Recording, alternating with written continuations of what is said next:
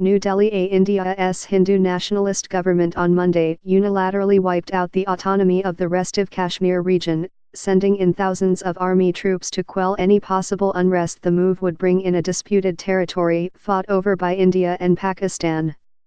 Government authorities severed internet connections, mobile phone lines and even landlines, casting Kashmir into an information black hole that made it very difficult to discern what was unfolding.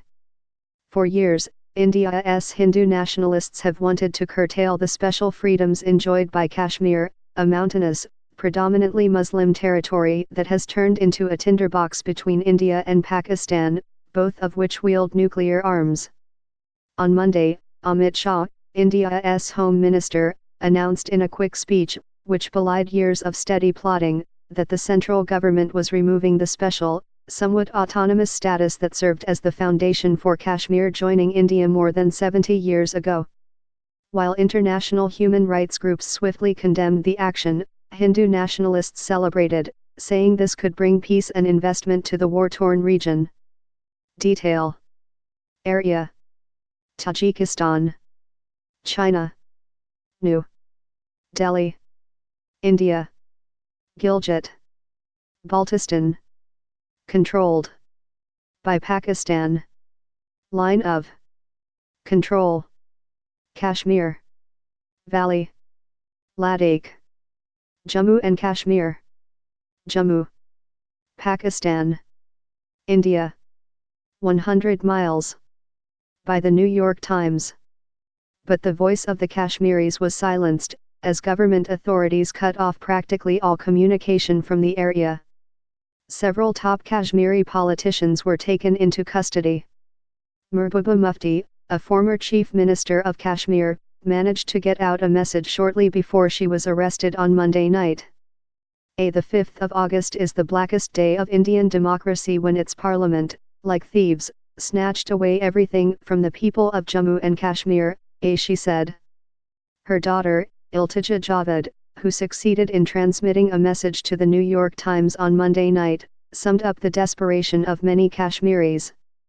We feel there is an atmosphere of death looming over us, she said. We don't know what to expect. We are not allowed to get out of our houses. Telecommunications are all down. For the first time in 30 years they snapped landline connections as well. So there is no way even ordinary Kashmiris here can communicate with each other, and know what exactly is going on. Everybody is in a state of absolute shock and panic. The Indian Consul General in New York said in a statement that the action to revoke Kashmir's autonomy, which was granted under Article 370 of India's Constitution, was a purely administrative and was intended to improve good governance and deliver socio-economic justice to the disadvantaged sections of the people in the state. A simple guide to the roots of the conflict and what could happen next. The Consul General added that restrictions related to Article 370 seriously discourage investment in the region, limited economic opportunities and hurt younger generations. India's government had been carefully preparing for this action, which instantly raised tensions across the border in Pakistan. For the past 2 weeks, tens of thousands of extra troops had been deployed across Kashmir, and many Kashmiris had been expecting something big. Still, many people were stunned that the government actually made the decision. It was widely seen as another bold, muscular move by the administration of Narendra Modi, India's forceful prime minister, to consolidate power. Many Indians believe Kashmir is a legitimate part of India, and several other political parties, including progressive ones, lined up behind the government. With an overwhelming majority, the upper house of parliament passed a related bill Monday evening that split the state of Jammu and Kashmir, which includes the Kashmir Valley and the Ladakh area, into 2 federal territories, Jammu and Kashmir, which will have a state legislature, and Ladakh, a remote, high-altitude area, which will be ruled directly from New Delhi. If this clears the lower house, which is expected in the coming days, Kashmir loses the special status it has enjoyed since 1947 when it chose to join India. Officials in Pakistan were contacting allies around the world to try and oppose the action, but many analysts said Pakistan has little credibility on the issue. Pakistan has a long history of covertly supporting militant groups in Kashmir, despite pressure from allies to stop.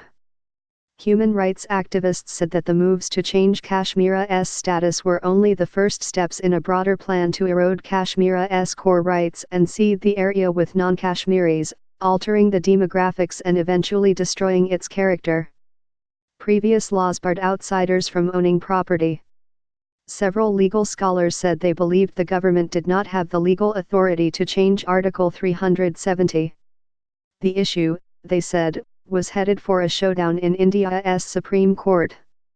The whole bill is not only unconstitutional, it is a fraud, said A.G. Nurani, a constitutional lawyer. But India's ruling Bharatiya Janata Party, commonly referred to as the BJP, may be difficult to stop. Mr. Modi, the most domineering leader India has produced in decades, just won a resounding election victory in May, in part on the promise of revoking Article 370.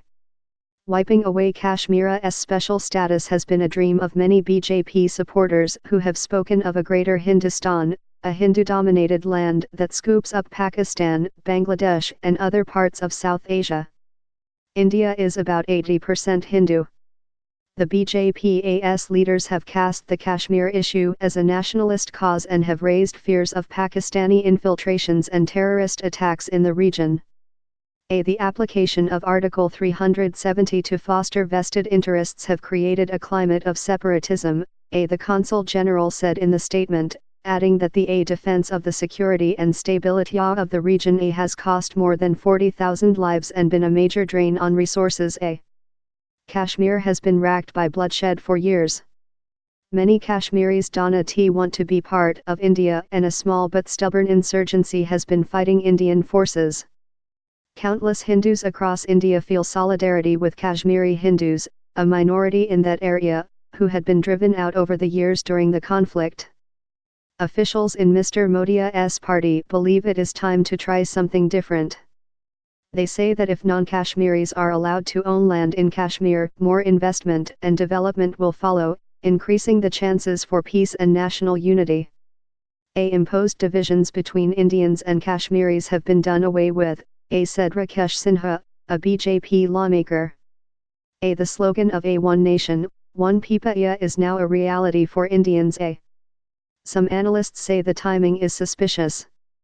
In recent weeks, Mr. Modi's government has come under increasing criticism over a weakening economy, with joblessness rising. A sense of malaise is beginning to seep through just about all sectors of the economy.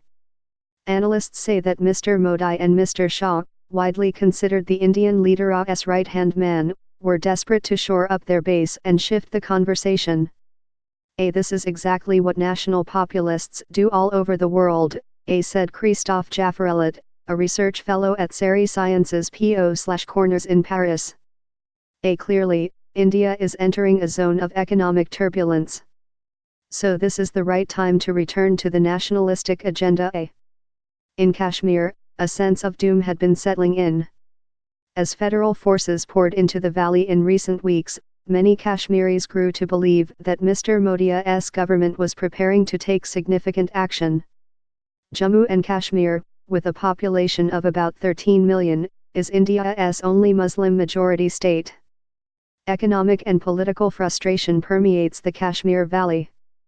The young have struggled to find work as political turmoil has hampered development, and many people feel they don't have a voice. Last year, amid political turmoil, the regional parliament was dissolved and the state fell under federal rule. Kashmir never fit neatly into the bigger India picture.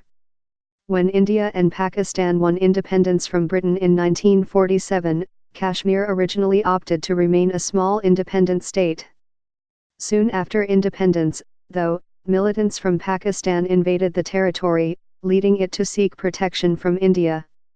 Kashmir agreed to become part of India, but only under the autonomy enshrined in Article 370.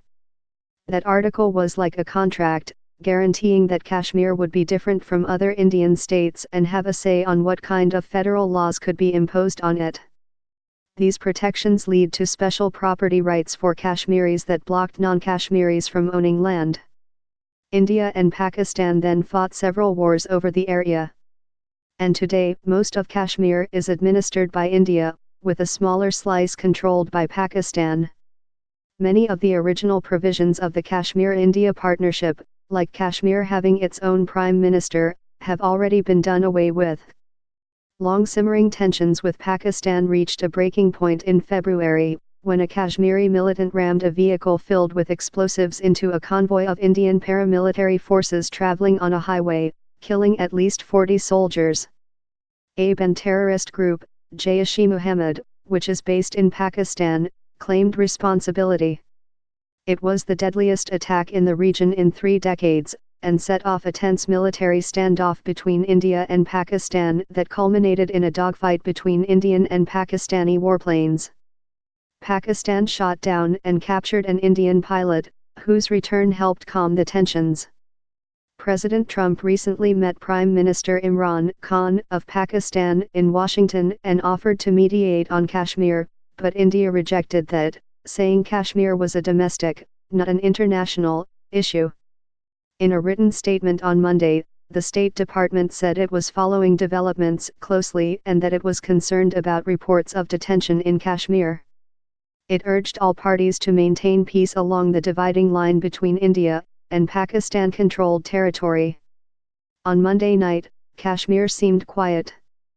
According to a few people who spoke to their relatives in the state government, some officials were given satellite phones, most streets were deserted. Soldiers were everywhere. Many people were scared to leave their homes.